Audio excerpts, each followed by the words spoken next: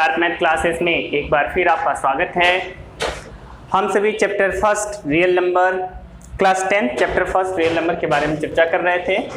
उसमें पिछले वीडियो में हम सभी ने prime factorisation of the positive integers यानी application of the fundamental theorem of arithmetic के पहला एप्लीकेशन के बारे में बात कर रहे थे, prime factorisation of the positive integers, जिसमें हम लोग पिछले वीडियो में पॉजिटिव इंटीजर्स के प्राइम फैक्टर्स निकालना सीखा था। एक प्रॉब्लम उस पर रह गया था। एक प्रॉब्लम ये था कि check whether the 6 raise to the power n can end with the zero end with the digit zero और एनी नेचुरल नंबर है। यानी चेक करके बताइए कि यह जो नंबर है 6 raise to the power n का, वह क्या कभी जीरो से ख़त्म हो सकता है, जीरो डिजिट से ख़त्म होगा, चाहे n की कोई वैल्यू हो, कोई नेचुरल नंबर रख दिया जाए। तो इसको हम लोग प्राइम फैक्टराइजेशन मेथड से प्रूव करेंगे। आप पहले उस नंबर के बारे में सोचिए जो नंबर जो है जीरो से एंड होते हैं। जैसे कि मान लीजिए कि अगर हम 10 ले लेते हैं, तो 10 लोगे तो देखते हैं कि इसका प्राइम फैक्टराइजेशन जो है 2 और 5 हो जाता है। कोई भी आप नंबर ले लीजिए जीरो से जो एंड होता है, कोई भी नंबर ले लीजिए, कोई भी। अगर हम 20 ले लेते हैं तो इसका प्राइम फैक्टराइजेशन ये होता है 2 2 4 5 20, तो ये होता है।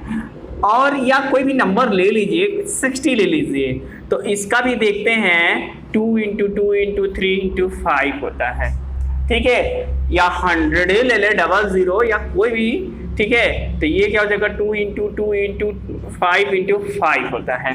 तो जो भी नंबर एंड हो रहे हैं जीरो से, इसमें जो भी नंबर एंड हो रहे हैं जीरो से, ठीक है, जीरो डिजिट से एंड हो रहे हैं, तो उनका प्राइम फैक्टर्स में क्या क्या आ रहा है, उनके प्राइम फैक्टर्स में 2 और 5 निश्चित ही आ रहा है। यानी जो भी नंबर जीरो से एंड होते हैं उनका प्राइम फैक्टराइजेशन करने पर उनके प्राइम फैक्टर्स 2 और 5 निश्चित ही होते हैं। यानी जो भी नंबर जीरो से एंड होंगे, अगर उनको प्राइम फैक्टराइजेशन किया जाएगा तो उसके प्राइम फैक्टर्स में 2 और 5 as a prime factor, as a product of the prime factor निश्चित ही उपस्थित रहेंगे।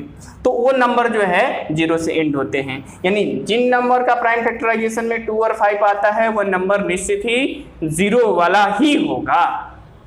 अब यहाँ पर हमारे एक प्रॉब्लम दिया गया है।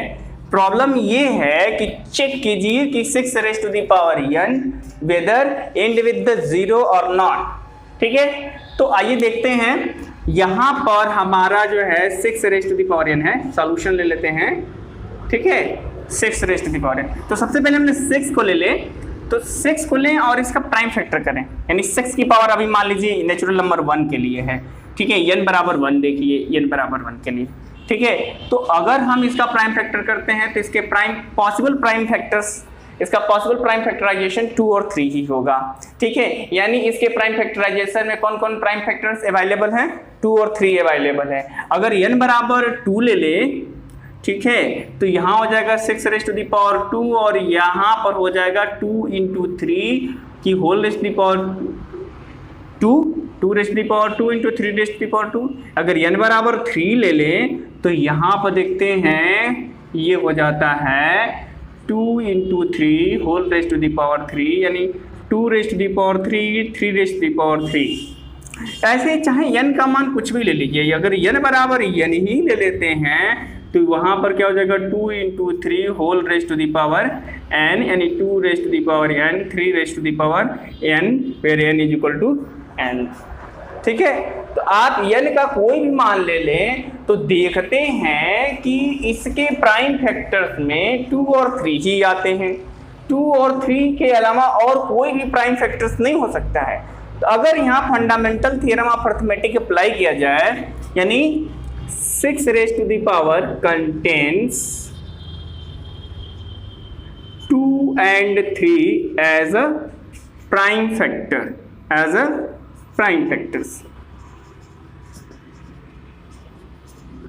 यानी 6 raise to the power n में क्या मिलता है इससे कि 2 और 3 ही इसके प्राइम फैक्टर्स हैं। और अगर यहाँ फंडामेंटल थ्योरम ऑफ अरिथमेटिक लगाएं तो फंडामेंटल थ्योरम ऑफ अरिथमेटिक कहता है कि किसी भी कंपोजिट इंटीजर्स का जो प्राइम फैक्टराइजेशन होता है वह जो होता है यूनिक होता है। यानी उसके प्राइम फैक्टर्स में और कोई भी अन्य प्राइम फैक्टर्स नहीं आ सकते हैं। तो by the uniqueness of fundamental theorem of arithmetic, FTA, fundamental theorem of arithmetic, 6 raised to the power n has no other prime factors। इसका क्या मतलब है? इसका ये मतलब है 5 is not prime as a prime factor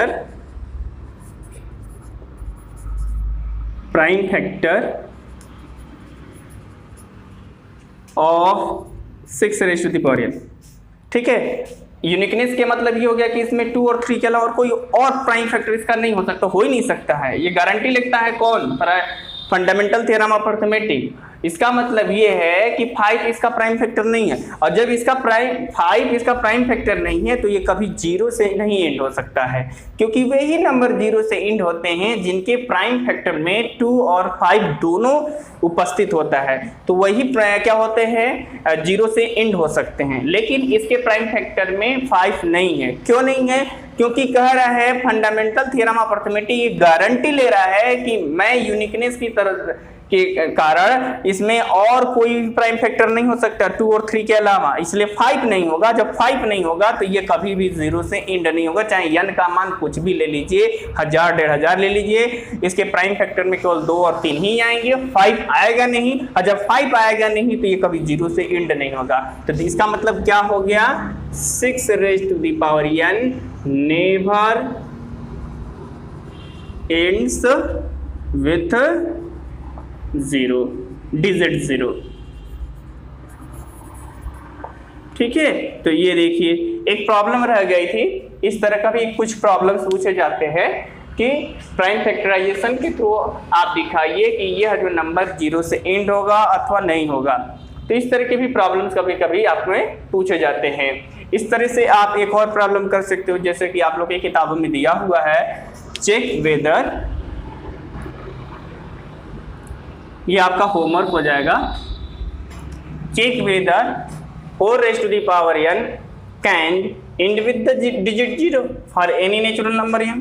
यानी आप चेक करके बताइए क्या ये कभी भी, यानी 4 raised to the power n where n is the natural number, यानी नेचुरल नंबर किसी भी नेचुरल नंबर n के लिए क्या यह कभी 0 से एंड हो सकता है?